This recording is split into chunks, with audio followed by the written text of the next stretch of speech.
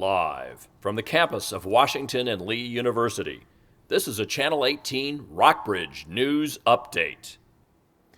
Good afternoon and welcome to the Rockbridge Report Tuesday Live News Update. I'm Sean Lee. Today in Minneapolis, the second day of the Derek Chauvin murder trial continues.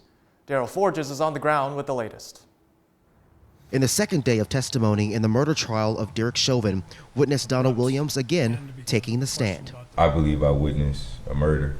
The mixed martial artist describing the moments leading to George Floyd's killing. You could see that he was going through tremendous pain. In arguments laid out Monday, prosecutors say the 9-minute and 29-second video played before the court proves the former Minneapolis police officer's conduct is to blame. You can believe your eyes that it's a homicide, it's murder. You can believe your eyes. The defense contends Chauvin was following his training.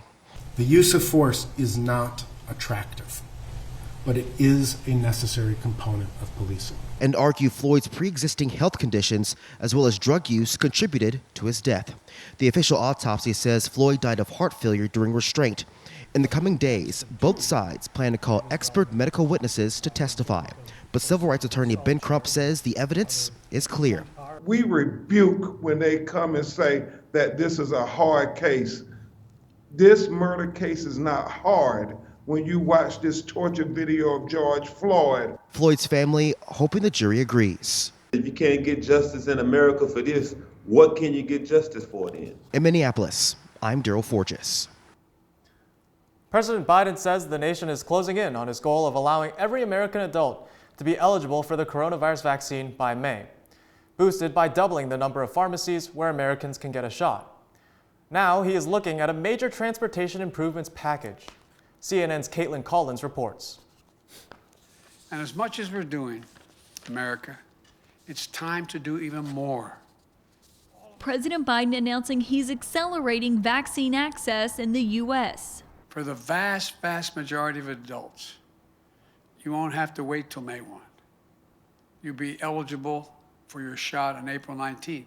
Biden now says 90% of U.S. adults will be eligible to get vaccinated by April 19th, and to make that possible, the administration is more than doubling the number of pharmacies nationwide where people can get vaccinated. 90% of Americans will be within 5 miles of a location where they can get a shot.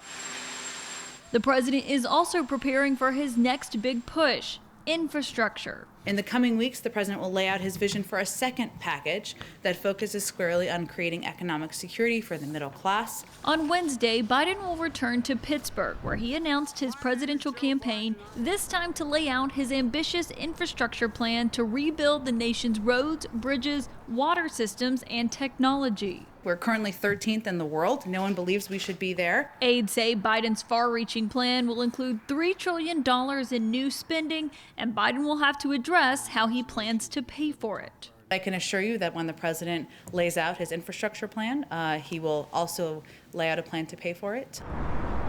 That could lead to the next battle with lawmakers, given Biden's agenda is expected to be offset by a wide range of tax hikes on corporations and wealthy Americans.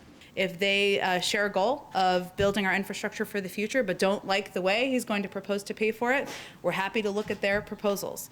If they don't want to pay for it, I guess they can propose that too. President Joe Biden and a top health official warned that too many Americans are declaring virus victory too quickly. The head of the CDC said that she had a feeling of, quote, impending doom. And in related news, evictions are continuing in Virginia despite a nationwide moratorium by the Centers for Disease Control and Prevention. The Washington Post reported Monday that evictions are still happening because of loopholes and misinformation. Palmer Heenan, an attorney with the Central Virginia Legal Aid Society, said that more than 11,000 eviction judgments were made in the state between September and December of last year.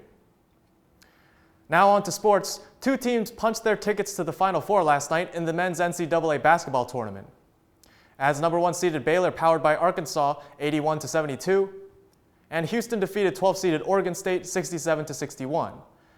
Tonight, the undefeated Gonzaga Bulldogs will take on the Trojans of USC, and the number 1 seeded Michigan will take on 11-seed UCLA. The 2 Final Four matchups will be played on Saturday, and the national championship will be held on Monday, April 5th. Well, that's all for today's update. Tune in on Thursday at 5 p.m. for all of your latest regional news. Thanks for watching.